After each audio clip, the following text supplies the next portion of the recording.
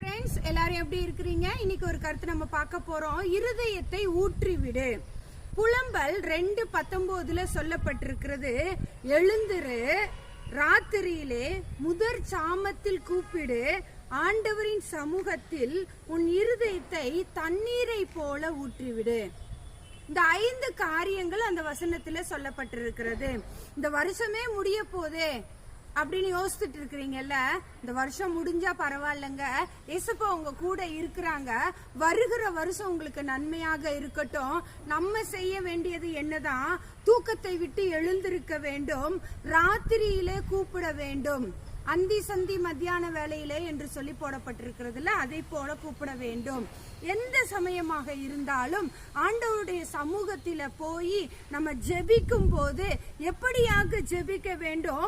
உன் இருதயத்தை தண்ணீரை போல ஊற்றி ஆண்டவரிடத்துல